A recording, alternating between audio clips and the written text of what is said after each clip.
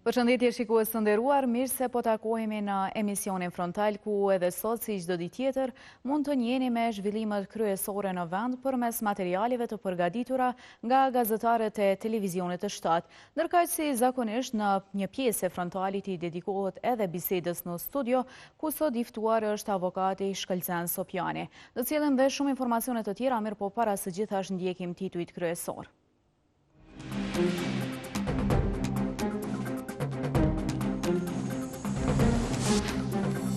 Presidenti Osmani nis vizitën në Zvicër, pritet me nderime të larta nga homologja e saj në agjentë dhe takime aktivitete të tjera.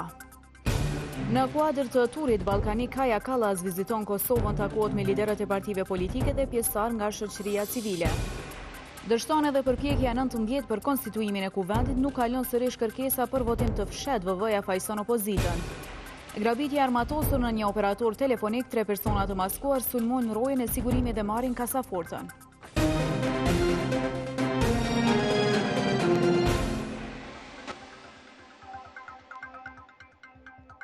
Plot 19 herë deputetët e kuvendit të Kosovës janë mbledhur në këtë institucion për të mos e prodhuar asnjë rezultat. Edhe në seancën e sotme, si në 18 të tjera, ka dështuar konstituimi i kuvendit të Kosovës, ndërsa Kreqka kam pasur angazhim ka qenë 5 minuta për të paraqitur qëndrime tërësisht të njëjta. Seancën e thiri në 11, por as vetë si ishte prezent në atë kohë. 9 minuta me vonis, në kuvend u paraqit ai që do e kryesonte seancën, Avnet Dehari. Kjo as nënkuptonte që seanca ishte gati të filloj. Pak deputet të PDK-s e të LDK-s kishin zënë ulset e tyre. Bisedat zot mungonin as këtë herë. 20 minuta pas kohës së rregullt, në tentimin e 19 për të konstituuar legjislaturën e 9 të kuvendit, nisën të vinë deputetët e partisë fituese. Sërish Glauko Njufca shihej më i afërt me subjektet e tjera politike. Shtrëngim dore jo se jo, por as komunikim Albin Kurti spati fare me atë që po e kandidon që disa herë për kryetare të kuvendit, Albulena Haxhiun. Me 109 deputet prezent, të mërkurën seanca vazhdoi sërish me tentimin për të formuar komisionin për votim të fshat. Në pikën e 3, zgjedhja e kryetarit të kuvendit. Ftesat u bën. Ftoj PDK-n që ta propozoj një deputet për antar të komisionit. Si herat e kaluara, i një llojt ishte edhe refuzimi për të propozuar. Derisa nuk ka propozime, lus deputetët që me ngritje dore të deklarohen për komisionin zgjedhor për zgjedhjen e kryetarit të kuvendit. Kush është për? Andaj seanca do të dështonte vetëm 5 minuta pasi filloi. Ndërpritet seanca, takohemi 23 maj në orën 11. Njësoj si brenda sallës, ashtu edhe jashtë, është bërë zakon tashmë që deputetët t'ju drejtohen mediave ku ata nga opozita po e kritikojnë lëvizjen vetëvendosje, ndërkaq vetëvendosja po ja lë fajin opozitës se nuk po bëhet konstituimi i kuvendit të Kosovës. E ajo që veçoi ditën e sotme ishte deklarata e kryetarit të AK-s Ramush Haradinaj, i cili tha se as vetëvendosja nuk do ta kalonte pragun, palisën guxove alternativën. Dështimi i 19 e fjalët thuajse të njëjta para gazetarëve. Veç se këtë herë deputetët do të pranonin pyetje edhe rreth deklarimeve që kryeministri në detyrë Albin Kurti i dha në televizionin publik mbrëmjen e së martës. PDK zgjodhi të mos i kushtoj vëmendje fjalëve që Kurti i kishte thënë. Nuk i komentoj dëshirat e deputetit Kurti. Realiteti politik në Kosovë është ndryshe. Qytetarët kanë folur, është koha të ecim tutje. Faleminderit shumë. Ndryshe nga këta, AK pati përgjigje pasi Kurti kishte thënë se kjo parti e kaloi pragun vetëm për shkak se ishte në koalicion me Nismën. Vetëvendosje ka kalu pragun, fal listës guxoje alternativesh, edhe kjo jona ashtu është. Pa alternative në listën guxoje vetëvendosje se kish kalu pragun. E pikërisht deputetja e alternativës nga grupi parlamentar i VV-s, Mimoza Kusari Lila, tha se momentalisht bllokuesit e vetëm janë parti që s'po marrin pjesë në votim. Fillimisht kanë deklaruar, siç ishte rasti me deklarimin e kryetarit të Lidhjes Demokratike të Kosovës, zotit Lumira Bigjiku, që mezi presin që të bëhet konstituimi i kuvendit, një javë para datës 15 prill kur ishte caktuar konstituimi i kuvendit, ndërsa aktualisht e kanë qëndrimin që nuk marrin pjesë në asnjë votim për asnjë kandidat të lëvizjes vetëvendosje që është partia që i takon. Pas dështimit të seancës nuk pati asnjë deklarim nga LDK, por deputetja e kësaj partie Doar Sakica Xhelili paraprakisht deklaroi se kryetari i kuvendit nuk mund të votohet asnjëherë pa marrëveshje politike. Kështu që në çdo variant ka nevojë të ketë një marrëveshje politike në mënyrë që të sigurohet kjo shumicë. Tani, sa i përket LDK-s, ne kemi insistuar që marrëveshja politike është princip i krijimit të kryetarit të kuvendit, por përtek saj i kemi bërë edhe disa zbërthime në raport me figurën e personit të propozuar si kryetar të kuvendit, por kjo nuk është çështja kryesore. Çështja kryesore është marrëveshja politike.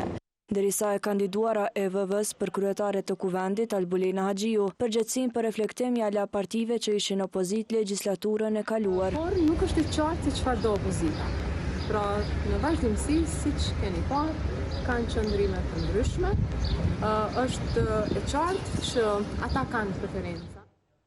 E të gjitha partitë politike i bashkojnë një vendim i Komisionit Qendror të Zgjedhjeve, i cili sot ka vendosur t'u andal mjetet subjekteve politike parlamentare, ndaj të cilave paneli zgjedhor për ankesa dhe parashtresa ka shqiptuar gjoba gjatë fushatës së zgjedhjeve për kuvendin e Kosovës të mbajtura më 9 shkurt. Mjetet e ndaluara nga Fondi për mbështetjen e subjekteve politike do të transferohen në xhirollogarin e PZAP dhe vendimi i KQZ-s do të zbatohet me ndalesa gjatë ndarjes së mjeteve në 3 mujorët e ardhshëm, thuhet në njoftimin e komisionit.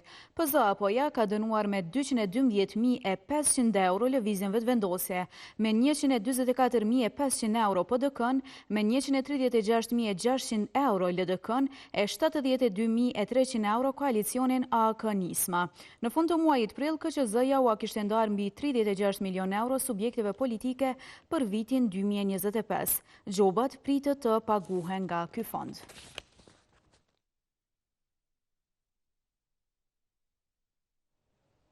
E që nga koha prej kur janë mbajtur zgjedhjet përkatësisht më 9 shkurt, qeveria Kurti ka bërë disa shkelje duke mbajtur mbledhje në të cilat janë marrë vendime të cilat sipas GLPS-s kanë qenë të jashtëligjshme. Kabinet qeveritar është në detyrë. Nga data zgjedhjeve deri në certifikimin e tyre mbajtën 7 mbledhje të kabinetit qeveritar. Gjatë këtyre herëve që u mblodhën, qeveria në largim e Albin Kurtit mori fiks 76 vendime. Por sipas grupit për studime juridike dhe politike, 13 prej tyre te kalojnë kompetencat e ekzekutivit në detyrë. Vendimet e kundërligjshme i përkasin atyre së inicimit të procedurave të reja për emërimin në pozita publike. Kryeinspektor shëndetësor, drejtor i përgjithshëm në Agjencinë e Punësimit të Republikës së Kosovës, drejtor i përgjithshëm i Institutit të Kosovës për Administratë Publike, drejtor ekzekutiv i Agjencisë së Regjistrimit Civil, drejtor i përgjithshëm i Akademisë së Kosovës për Siguri Publike. E prej certifikimit të tyre si deputet, këta kundërligjshëm morën pjesë edhe në 3 mbledhje të tilla ku morën 17 vendime. Në kundërshtim me Nienin 72 të Kushtetutës kanë prezantuar dhe kanë qenë pjesë e vendimarrjes. Rrjedhimisht kjo kupton që secili nga këto vendime është i kundërligjshëm sepse është marrë nga një përbërje e ekzekutivit në kundërshtim me aktin më të lartë juridik të vendit tonë. GLPS bëri thirrje institucioneve që të respektojnë kufizimet ligjore të qeverisë në largim dhe që çdo vendim i ardhshëm të merret vetëm nga një përbërje legjitime e ekzekutivit. Rekomandojmë që secili vendim i radhës të merret nga një përbërje tjetër e ekzekutivit më legjitime. Flasim tani për zhvillime nga Bashkimi Evropian, ku përfaqësuesja e lartë e BE-s për politikë të jashtme dhe të sigurisë, Kaja Kallas, do të nisë këtë mërkur një vizitë në rajon, duke filluar nga Beogradi. Ajo më pas vjen në Kosovë, ndërsa si destinacion të fundit e ka Maqedoninë e Veriut. Në njoftimin e BE-s për media, bëhet e ditur se Kallas në Kosovë do të takohet me përfaqësuesit e partive politike dhe të organizatave të shoqërisë civile, ndërsa të njëjtën në ora 1 do të mbajë konferencë për media. Po ashtu Kallas në Kosovë do të vizitojë edhe misionin e BE-s për sundimin e ligjit EULEX, si dhe do të takohet me komandantin e KFOR-it.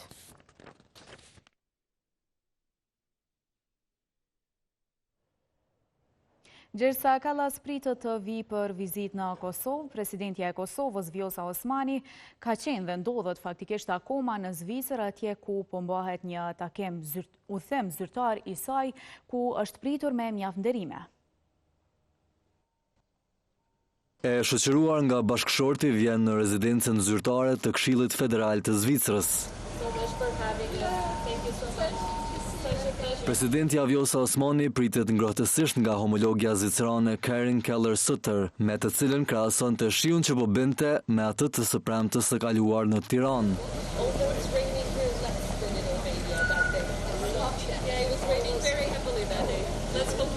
Pastaj e informon atë me delegacionin kosovar ku bënin pjesë ambasadori në Bern dhe kryetarët e Drenasit, Obiliqit e Shtimës. Pasi kryen edhe foton e përbashkët, këta futën brenda dhe dy liderët kalojnë pak kohë së bashku në natyrë, para se të ulen bashkërisht për drek. E rreth orës 15 çiftet presidenciale shkojnë në sheshin federal në Bundesplatz në Bern. Aty ishte organizuar ceremoni madhështore e pritjes me nderime ushtarake për shefin e shtetit në Kosovë. Pasi kjo përfundon, Osmani takon shumë prej diasporës shqiptare atje, që kishin dalë që ta takojnë atë.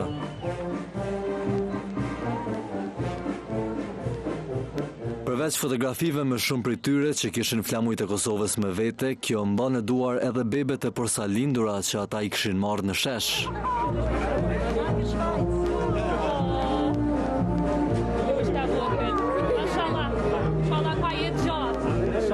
Pas të dyja shkojnë në Pallatin Federal të Zvicrës, ku të pranishëm ishin të gjithë anëtarët e Këshillit Federal Zvicran. Para tyre, presidentja zvicrane foli shumë për diasporën shqiptare atje, për pati një gjë specifike për t'ja thënë homologës. Zvicra qëndron fort pas ligjit ndërkombëtar dhe integritetit territorial të të gjitha shteteve, qofshin në Ukrainë apo në Kosovë. Vendi ynë mbetet i përkushtuar ndaj paqes dhe sigurisë në Ballkanin Perëndimor. Ne po punojmë për të forcuar strukturat demokratike dhe për të rritur besimin në sundimin e ligjit. Ndërkaq Osmani pati një thirrje për investitorët zvicran që kanë me dyshje për investim në Kosovë. Jemi një shoqëri e re, dinamike, shumë gjushe që lullzon në epokën digjitale, plot energji dhe me etje për të ardhmen. Dhe për investitorët zvicran dua të them këtë, jeni të mirëpritur në Kosovë, në çdo qytet dhe çdo fshat do të gjeni dyert të hapura dhe zemra të hapura dhe një potencial të jashtëzakonshëm. Mos u habisni nëse në një fshat ju përshëndesin në dialektin e Birnës e në tjetrin në theksin e Zvicrës lindore. Gjatë qëndrimit në Zvicër, presidenti Osmani do të zhvillojë gjithashtu një takim me mërgatën shqiptare në qytetin e Gjenevës.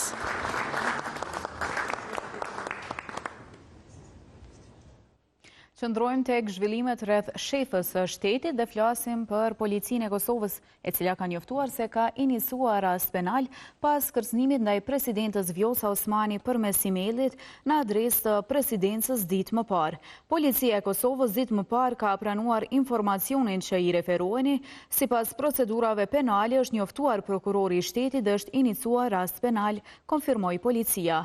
Ndryshe, këshilltari për media i presidentës, Bekem Kupina, të hënën njoftoi se Osmani ishte kërcënuar me jetë ditë më parë përmes një emaili anonim.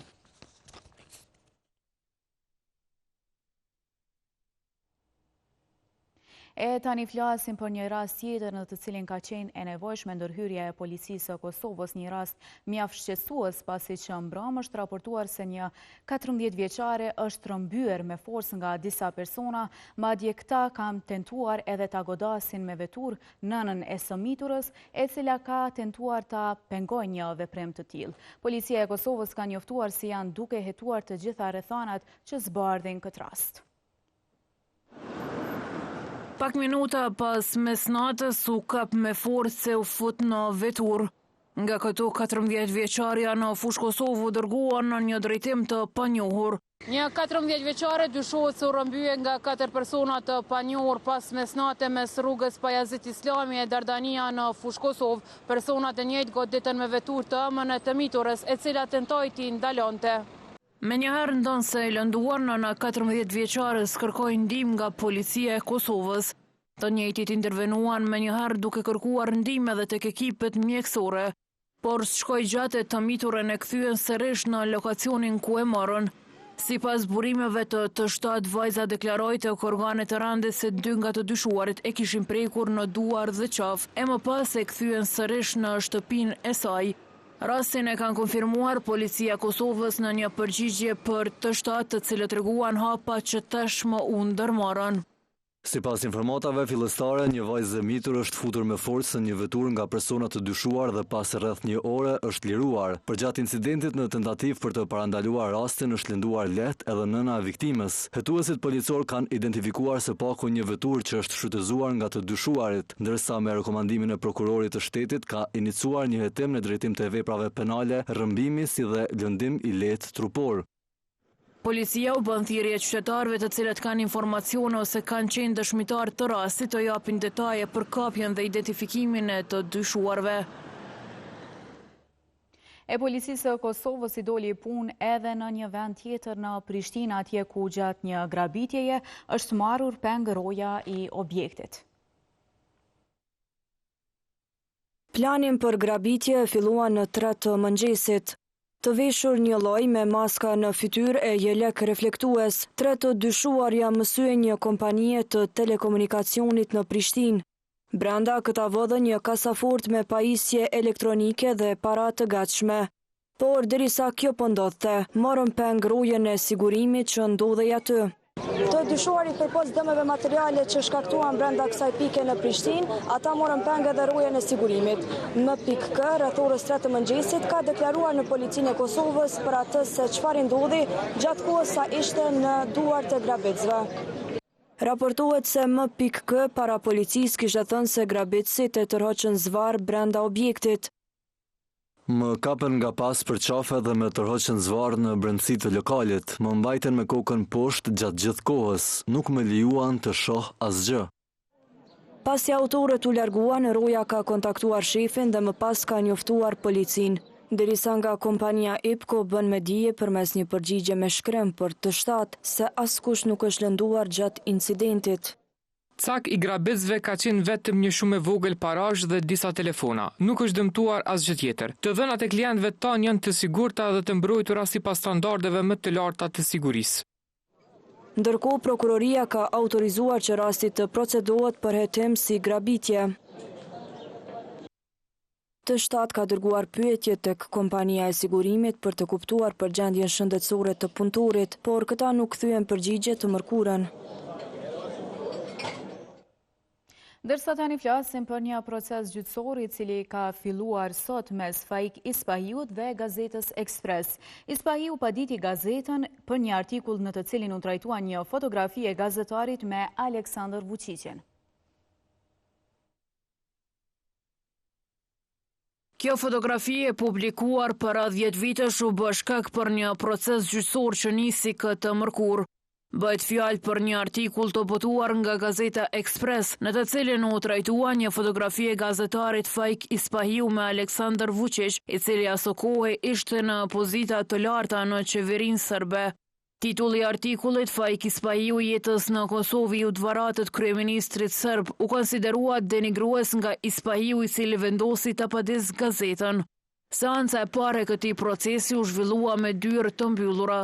Përfaqësuesja ligjore e gazetës Ekspres Gerta Ragipi dha më shumë detaje pas përfundimit të saj. Rasti ka të bëjë me 2 artikuj të publikuar nga Ekspresi në vitin 2015. Paditës është Faik Ispahiu gazetar në Kosovë, në Kallzo.com. I njëjti ka kontestu 2 artikujt me titull Faik Ispahiu jetës në Kosovë i udhvaratit kryeministrit serb, si pasojë e një selfie të postuar nga i njëjti me Aleksandar Vučićin në 2015, si dhe artikulli 2 ka të bëj me një titull Shoku i Aleksandar Vučićit, një marrëveshje e dyshimit me Arsim Bajramin. Ragipi tha se për seancën e radhës u propozua dëgjimi disa dëshmitarëve. Seanca e radhës ka me mbajtje e shqyrtimit kryesor me datë 19 qershor. Është propozuar me u dëgju gazetarja Jeta Xhara, gazetari Kreshni Gashi dhe një zyrtar i financave në Internews, si dhe paditësi në cilësi të palës. Seanca e radhës për këtë proces u caktua me 19 qershor, ku planifikua dëgjimi 3 dëshmitarëve. Në qendër të krejt kësaj histori është emri Aleksandar Vučićit, një figurë nacionaliste serbe që ka shërbyer si ministër i informacionit në kohën e bombardimeve të NATO-s dhe më pas ka mbajtur postin e presidentit të Serbisë. Ai ka ruajtur një qëndrim të ashpër miqësor ndaj Kosovës në vazhdimsi. Avokatja pret që rastin do e fitoj Gazeta Express. Mendojmë që ky rast do të fitohet për shkak se kemi të bëjmë me një liri absolute të shprehjes. E një seans tjetër ka dështuar të mbahet sot në Pallatin e Drejtësisë në mungesë të akuzuarit Uran Hasani, ka dështuar të mbahet seansa e së mërkurës në gjykatën themelore në Prishtinë, në rastin ku i njëjti bashkë me 4 të tjerë ngarkohen lidhur me veprimet në protestën e vitit 2015. Në këtë rast, Ylli Hoxha, Premton Ibër Demaj, Uran Hasani, Arbër Kaçoraj dhe Armen Loshaj akuzon se në tetor të vitit 2015 gjatë një proteste u kishin shkaktuar lëndime të rënda trupore 2 policëve dhe kishin dëmtuar pronat e disa institucioneve në vlerë prej 20.000 eurosh. Mbrojtësia të akuzuarit Uran Hasani, avokatja Mejreme Halili, ka njoftuar gjykatën se i mbrojturi i saj për shkaqe shëndetësore nuk mund të jeti pranishëm në seancë. Lidhur me këtë, gjykatësi i rastit Erol Gashi tha që në afat prej 10 ditësh nga ana e avokatës duhet i dorëzon gjykatës raportet mjekësore dhe të njoftohet i akuzuari Hasani për seancën e radhës. Në të kundërtën, gjykatësi tha se do të lëshohet urdhëresë për sjellje me detyrim dhe do të arsyetoj mundësinë e caktimit të paraburgimit. Andaj, në mungesë të kushteve, seanca është shtyrë për një datë tjetër.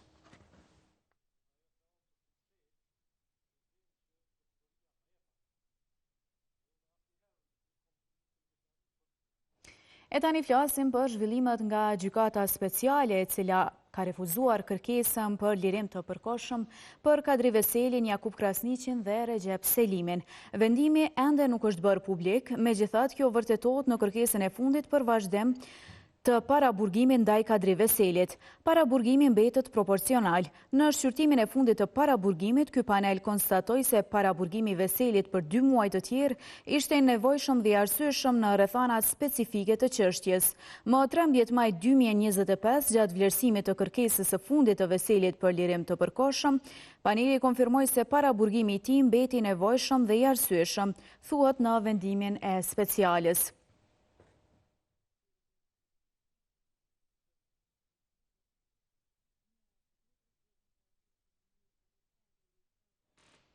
E tani flasim për një incident i cili është shënuar në Gjermani, ku një autobus i kompanisë Pranvera Travel ka marrë flak, por fatmirësisht pa pasoja në njerëz.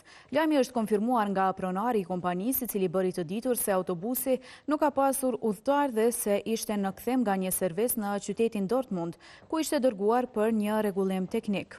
Autobusi ka marrë flak në Gjermani, ka qenë në një servis të autobusit. Nuk ka pas as udhëtar, as kurrë, veç një shofer ka qenë, tha ndër të tjera, pronari i kompanisë.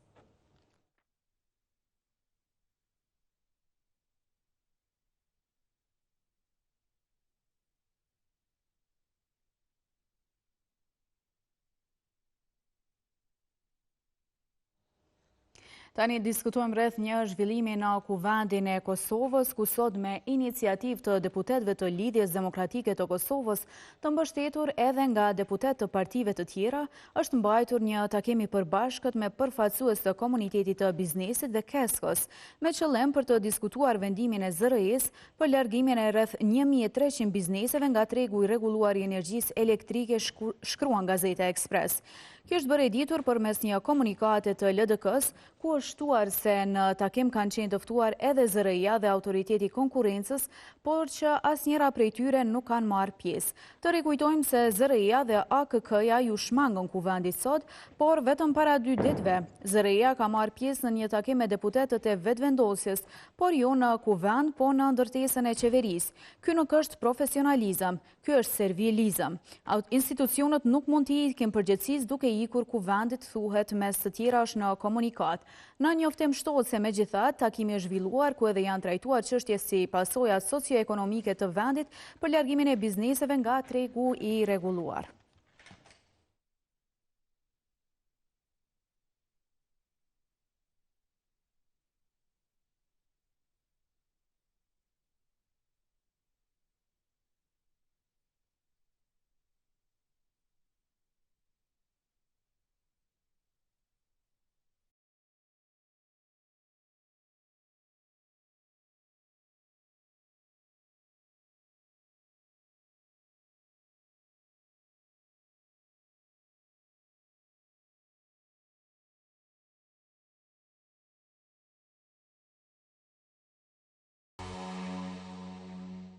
E tani është koha për bisedën në studio ku, siç e paralajmërova edhe në hyrje të frontalit, sot i ftuar është avokati Shkelzen Sopjani. Mirë se vini.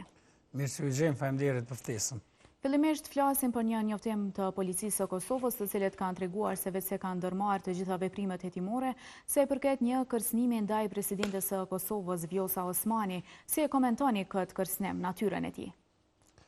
Po me atë sa pash, se ke edhe në media djene se s'ka bëj, atë kërcënim e pash në dy rafshe. Rafshi parë, dikush që ka raste si edhe personalisht në herë kom pasur si kërcënime në Facebook, kur del media ose deklaron diçka, nxehet në çaj dikush, në mbrëmje, edhe nuk e din se çka shkruan. Edhe kemi pas shumë raste kur po gjindem, po identifikohen, po dalin tani po kërkojnë falje, po kajnë e kështu me radhë. Kështu që kjo mund me ka njëna për pistave, ose ka mundësi që edhe mos me u gjeti ai personi që ka kërcënuar, sepse e dim që ka edhe shumë profile të rrajshme. Po kjo i mbetet policisë së Republikës Kosovës që të zhvillojë hetimet e tyre dhe mundësisht edhe ta gjejnë kërcënuesin, edhe tani le të dihet edhe motivi për çka është bëj kërcënim.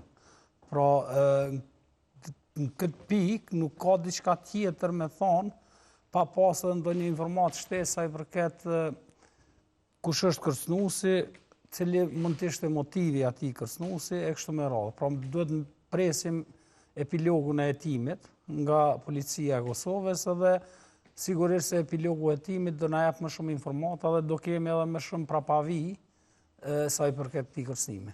Sa kanë kapacitet institucionet e Kosovës për të identifikuar, për të gjurmuar burimin e kërcënuesve të tillë?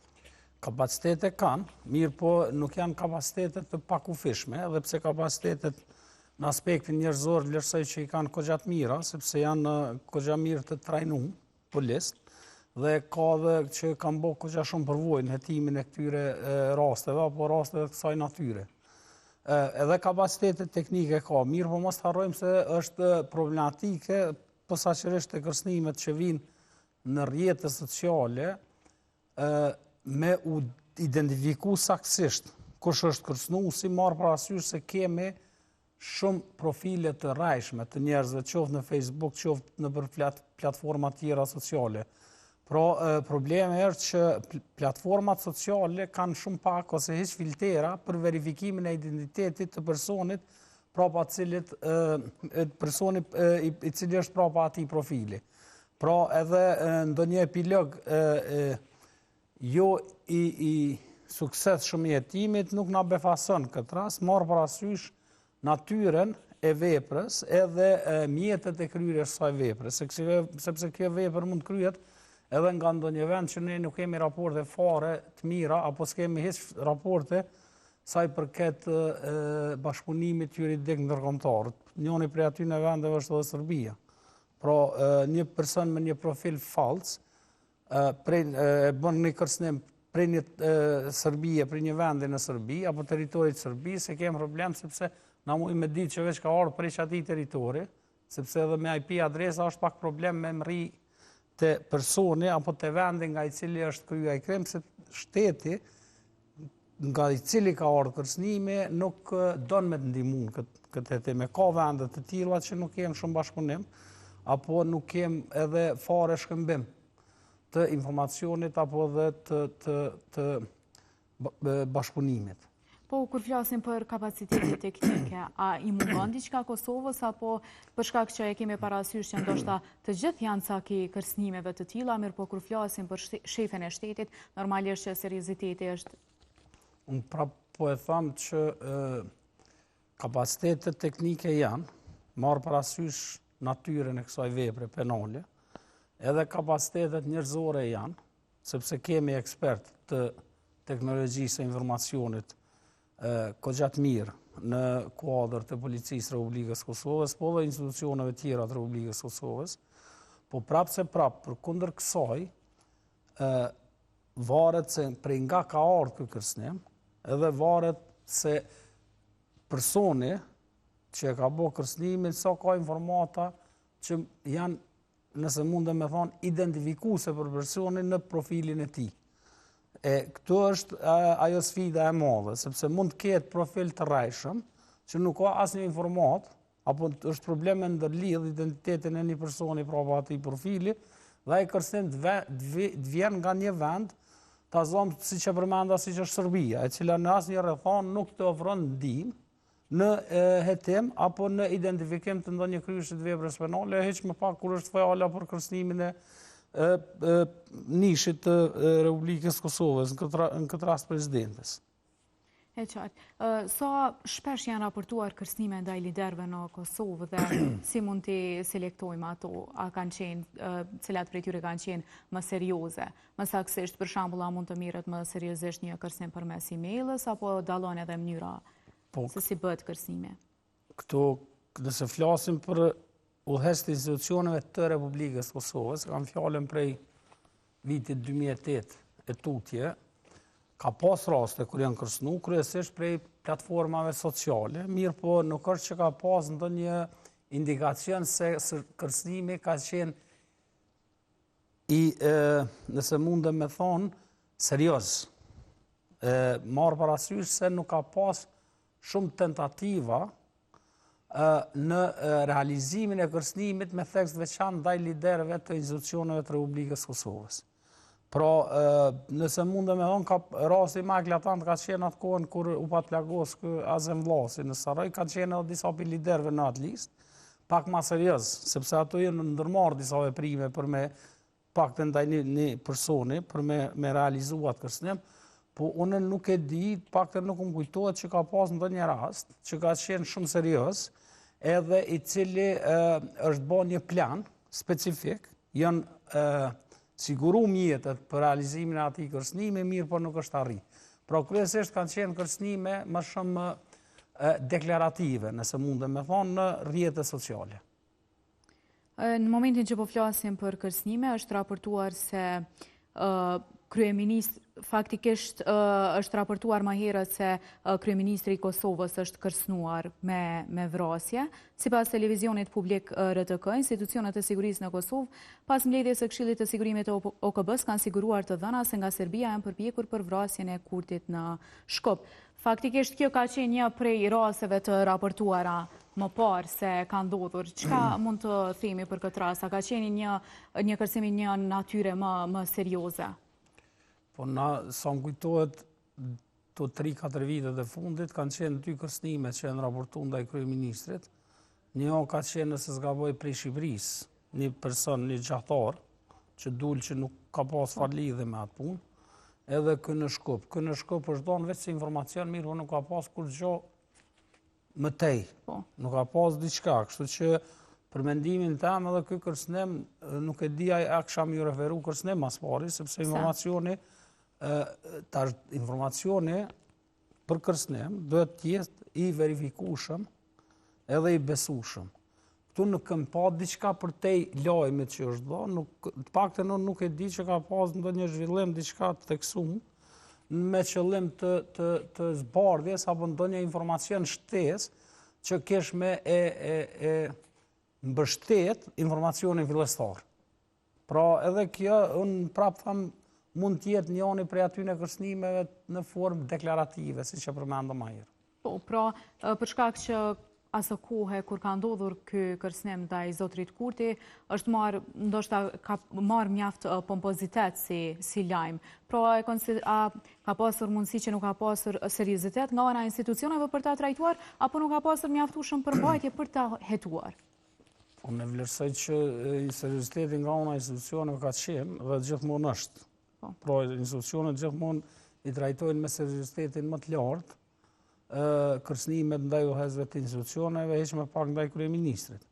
Po prapë se prapë, unë besoj që nuk ka pas shumë brum në rast për me dalë me diçka të prekshme dhe konkrete sa i përket hetimit, sepse edhe kë mund t'jetë, edhe siç po shihet pak a shumë se ka mbet tash në harres, ndonjë kërcënim i natyrës deklarative, siç e përmenda, pa substancë. Po. E përmendët edhe më parë që ka raste kur këta kërcënues identifikohen dhe më pas në gjykatë kërkojnë falje.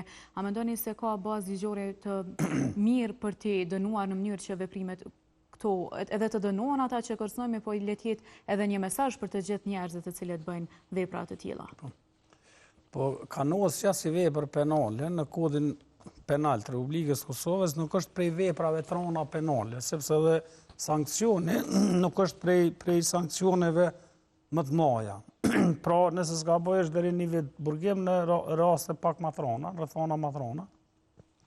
Po dënimi i akterëve është shumë i rëndësishëm me qëllim të parandalimit të tjerëve që mos bëjnë kërcënimet nëse mundem me thonë kështu popullor që në budallak. Tu pi çaj mund zep se po fol dikush, po shprehet, po jep dikush një opinion ose një mendim. E po çohesh ti po bësh trim.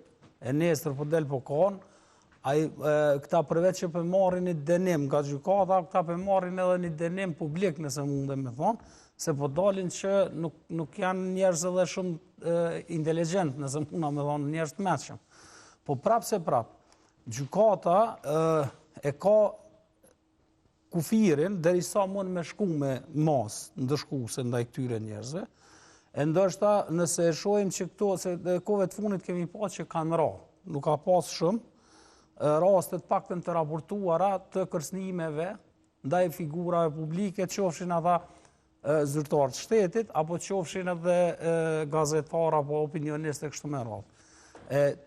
Arsyeja pse ka ra është, mendoj që gjykata dhe prokuroria ju ka qasë me seriozitet dhe policia gjithashtu këtyre rasteve, edhe kjo ka ndikuar edhe në parandalimin e rasteve tjera, sepse është pak problem me dalë në gjykatë dhe me kajtë mu bohor para krejt opinionit, për një nxemje në budallak të pi qaj, nëse pi referohem qaj.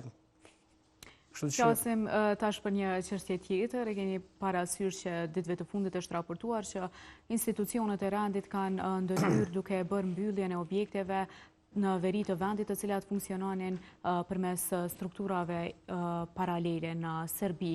Si e vlerësoni një veprem të tillë të institucioneve në Kosovë?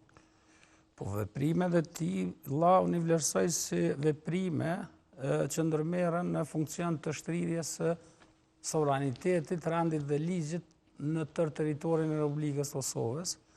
Edhe besoj që janë të duhura, marrë parasysh se të njëjtat veprime ndoshta nuk po përcillen edhe me masa tjera më të buta, me atë anën e forcës së butë, nëse mundemi mi u referu, me qëllim që përveç mbylljes së atyre institucioneve paralele ose ilegale, se realisht ato janë institucione ilegale, edhe nuk do duhet të lejoheshin të vepronin në territorin e Republikës Kosovës, do duhet përveç mbylljes së tyre paralelisht të punojë edhe në rritjen e besimit të institucioneve të Republikës Kosovës karshi popullatës lokale të asaj pjese. Po përfundimisht janë veprime të duhura edhe besoj që në marr parasysh se Republika e Kosovës e ka një ngërç të madh sa i përket themelimit të asociacionit të komunave me shumicë serbe.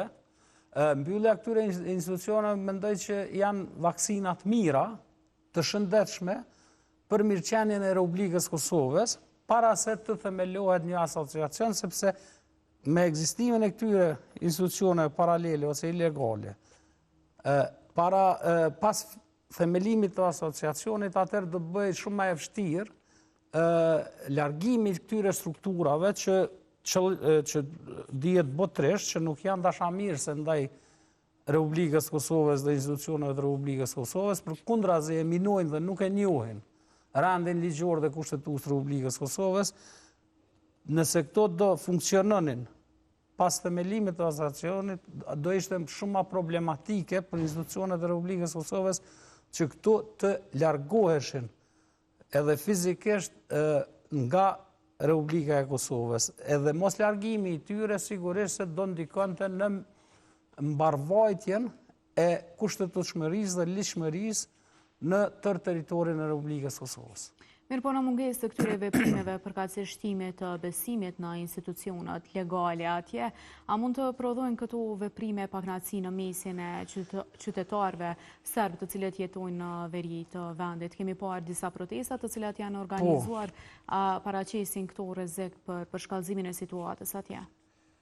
Rrezik serioz për përshkallëzim situatës nuk besoj se paraqesin, po sigurisht se në disa prej tyre shfaqim pakënaqësi sepse mbyllja e tyre ndikon edhe në mirëqenien, pra në të ardhurat mujore të disa pjesëtarëve të komunitetit të asaj pjese.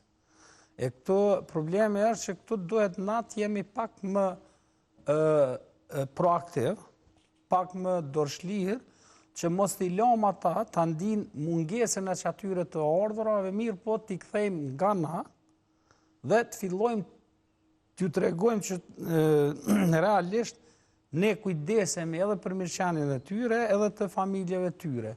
Këtu puna më e thjeshtë është që na për me mirëmbajt rendin dhe kushtetutshmërinë, në atë pjesë na duhet bashkëpunimi i popullatës lokale, jo vetëm në atë pjesë, por në secilën pjesë. E për me ngrit këtë bashkëpunim, na duhet jemi më proaktiv, duhet jemi më dorëshlirë,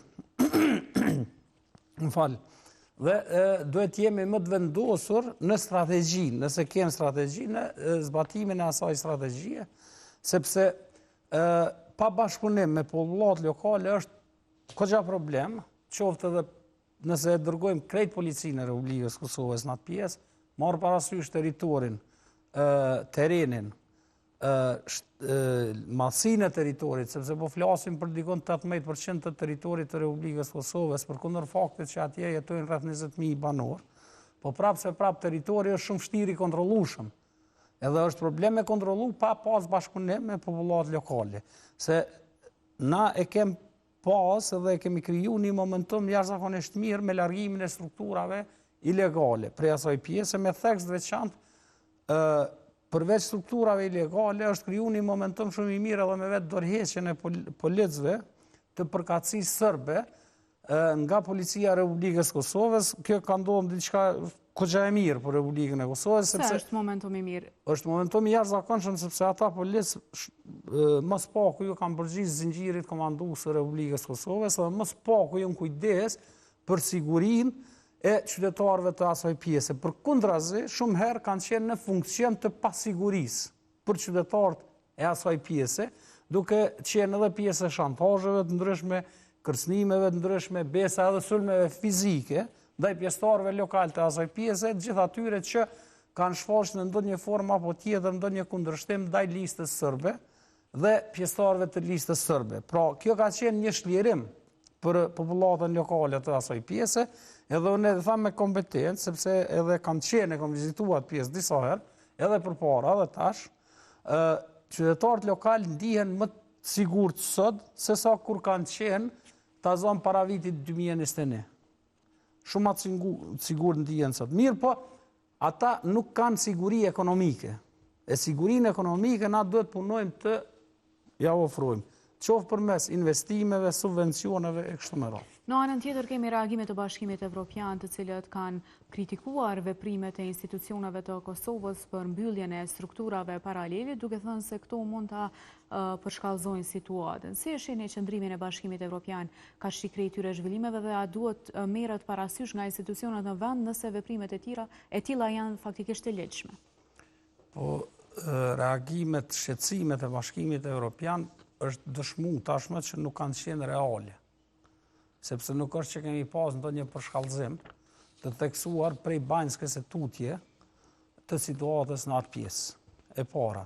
E dyta, unë mendoj që Bashkimi Evropian ende nuk ka dalë tash e sa vite prej qasjes paqe stabilitet me çdo kusht.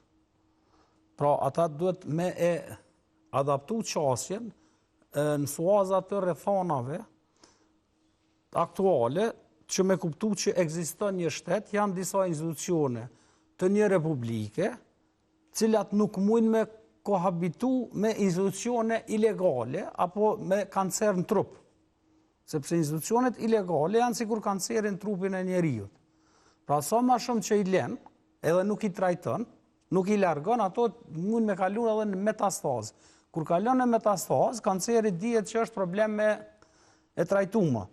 Pra, këtë qasje Bashkimi Evropian duhet ta ketë parasysh që ta ndryshoj, edhe tjetë me i vendosur në përkrajen e institucioneve të Republikës Kosovës, sepse edhe vetë Bashkimi Evropian, nëse jo krejt, po pjesa dërmuese e shtetet Bashkimit Evropian e njohin dhe e kanë përkrah këtë shtet.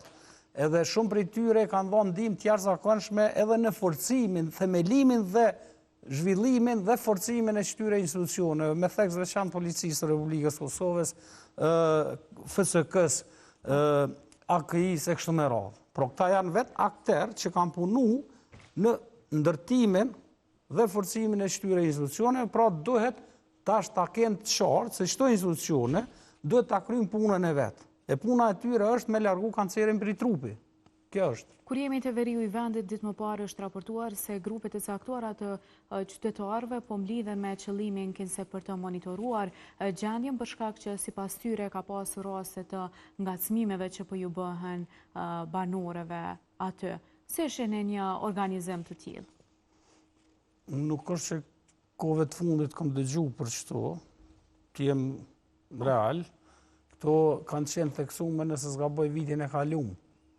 Këto shqetësime dhe me përngacmime, mirë po këto shqetësime kanë qenë kryesisht të fabrikuara, sepse edhe për kundërhetimeve që jënë bo, nuk dhja një rast nëse s'ka bëj, po s'jam i sigurt, a ka dalë që ka pas substancë, apo bazë, apo nuk ka pas, mirë po shumica për i rasteve që nuk janë raportu në polici, ta kemë parasysh, po janë dalë si në media, edhe për shkak të mos ekzistencës së raporteve apo raportimit rasteve në institucione, unë nuk mujtë me marrë dhe si serioze këto. Mirë, po këto ka qenë pjesë një fushate, me theks të veçantë për qëllime të armiqësimit të popullatës lokale dhe friksimit popullatës lokale ndaj zyrtarëve të Policisë Republikës Kosovës. Mirë, po ajo shumë shpejt u pat amortizu, sepse edhe popullata lokale e ka po që shumë ma shumë kanë qenë të ngacmuar. Edhe femrat e tyre, vajzat e tyre, prej ish strukturave që kanë folë gjuhën e tyre, se sa prej këtyre që e folën një gjuhë tjetër, sepse këta të pakten janë të e kry punën me shumë ma shumë dignitet dhe me ma shumë përgjegjshmëri. Se kem pas shumë raste na kur kem suspendu zyrtarë policisë. Ta zonë inspektorati policor ka krye time, ka suspendu shumë zyrtarë policisë në momentin kur kanë të i kalu autorizimet policore, apo kanë vepru kundër autorizimeve të veta policore që i kam pasë. Kur jemi tek siguria dhe kriminaliteti, të flasim në nivelin qendror. E kemi parë që ditëve të fundit ka pasur mjaft raste shqetësuese të cilat janë raportuar. Për shembull, në Brom në Fushë Kosovë është raportuar se një 14 vjeçare është rrëmbyer. Çka flet kjo për sigurinë në Kosovë? Është pak shqetësuese fakti se kemi një degradim të lehtë të situatës së sigurisë publike në Republikën e Kosovës, sepse kemi një rritje të rasteve apo veprave kundër jetës dhe trupit me theks të veçantë, po edhe kundër pasurisë. Po njëkohësisht edhe kundër integritetit seksual nga njerë po theksohen më shumë, nga njerë po ka më pak, po prapë se prapë statistikat nëse i marrim e kanë një ngritje të lehtë në krahasim me vitet e më parshme, sepse Republika e Kosovës gjithmonë është cilësuar si njëri prej vendeve më të sigurta, edhe më imune ndaj krimit apo pasigurisë, sepse edhe partnerët tonë që kemë punu me ta të hujt janë habit se si ka mundësi që dilnë se që ndush kohën, se që në pjesë të Prishtinës të zonë, apo ndonjë shteti tjetër të Republikës Kosovës, edhe kërkush nuk të shqetëson, nuk gjen belo, pa lyp belo. Kjo ka qenë ajo. Edhe na jem krahasu me qytetet më të sigurta të Evropës në statistikat krimit për kokë banore. Si është e mundshme që të krahasohesh me qytetet të cilat janë të vendet të tjera, të cilat janë të sigurta, ndërkaq paralelisht po flasim për raste të tilla, si ky Brom ku një emitor, një 14 vjeçare në prezencën e nënës së saj rrëmbehet dhe gjithçka ndodh në një hapësirë publike. Po nuk është një rast që ka ndodhur vetëm në Kosovë, se ndodh edhe në Gjermani. Absolutisht që ndodhen, mirë po, pse janë duke ndodhur në... Nuk mu me thonë, se nuk muna me konstatu që ka pasiguri, sepse nuk ka pasiguri. Unë po thamë ka rritje të rasteve dhe ka rritje të shqetësimit, mos po shkojmë ka pasiguria, po për momentin nuk mu me cilësu si pasiguri, gjendja në përgjithshme të sigurisë në Kosovë, sepse është shumë e sigurt. Prap se prap, unë prap po thamë, shoqëria prap është imun ndaj veprimeve inkriminuese penale. Edhe jem kogja të sigurt me dalë kudosh në secilën pjesë të Republikës Kosovës, e të kohëve të fundit besa edhe në veri, sepse në veri ka qenë situatë shumë e pasigurt, sepse me dalë një shqiptar, qoftë ditën, qoftë natën, probabiliteti për me u të keq trajtuar dhe musulmu fizikisht ka qenë shumë i madh. Ma letë nëse këshim me vëbast, ma para këshim me vëbast që ka me pas problem, se sa që s'ka me pas problem. Po sot është ndryshe situata, edhe në atë pjesë, to pjesë tjera. Na kem shqetësu se është situata me narkotik, kjo është, ajo është shumë shqetësu se në Republikën e Kosovës, dhe në këtë i baj ftesë institucionave që me seriozitet ta trajtojmë këtë çështje, sepse kemi rritje të abuzimit me substanca, rritje të rasteve jashtëzakonisht shumë, e kryesisht te gjeneratat e reja, e kjo është kancer për shoqërinë. E këto vepra tani ndikojnë edhe në rritjen e veprave tjera, qoftë ndaj jetës dhe trupit, po me theks veçantë ndaj pasurisë. Sepse këto të shtinë edhe me vjedh, të shtinë edhe me grabit, të shtinë edhe me pas problem me shtëpisë, që rritet edhe dhuna në familje në këtë rast, e shumë kanë efekte, do të thotë edhe në vepra tjera penale, po thuaj se në gjitha vepra tjera penale. E këtu është problemi më i madh, për ndryshe në aspektin e përgjithshëm, sa i përket situatës së sigurisë, unë vlerësoj që situata e sigurisë është e mirë, është e qëndrueshme, është stabile, po nuk përjashtohet që ndodhë më i rast, sepse i njëjti rast ndodhë në Gjermani, ndodhë në Angli, tazome në Amerikë. Po, mirë po për referume për shumë të azëm për rastet e dhunës në familje. Në gjdo det ka raste në raportje 24 orësh të policisë Kosovës, pra ka një numër goxha të shtuar edhe i përmendet edhe jo disa prej faktorëve të cilët në këtë rast narkotikët që ka mundësi që ndikojnë edhe në shtimin e dhunës. Mirë po, në nivel institucional, a ka ndonjë institucion nga i cili pritet një angazhim më i madh në mënyrë që rastet e tilla të mos ndodhen? Po, angazhimi më i madh këtë rast pritet prej policisë Republikës Kosovës, po jo vetëm, sepse kjo kërkon qasje strategjike edhe qasje gjithë shoqërore dhe gjithë institucionale, sepse nuk mundesh me adresu vetëm përmes mekanizmit të policisë. Është e pamundën. Të duhet të hyjnë funksion edhe njerëz eminent në shoqëri, të hyjnë funksion edhe lider fetar, të hyjnë funksion edhe barse institucioneve, të hyjnë funksion shkolla, të hyjnë funksion ministrit e caktuara, sepse këtu duhet qasje gjithë shoqërore dhe gjithë institucionale. Pra, po sigurisht se ma evidentja, ma e dukshmja në këtë, është Policia e Republikës Kosovës, edhe pse ndoshta ka institucione tjera që duhet ishin shumë ma aktive dhe ma proaktive, sepse këtu problemi është Policia e Kosovës e lufton ofertën. Po përderisa ka kërkes, ka varësi, ofertë ka me pas, se te e lufton që të kanal, qelet një kanal tjetër, kështu që institucione tjera, përveç që duhet fokusohen në ofertë, duhet miren me kërkes, me varësin. E ato se kur bjen kërkesa, bjen edhe oferta. E qartë. Unë ju falenderoj shumë që ishit pjesë emisionit frontal sot. Faleminderit për ftesën. Ndërsa ne shikues të nderuar me bisedën në studio po e përfundojmë emisionin frontal për sot, unë ju falenderoj për vëmendje, mirëmbëjtje.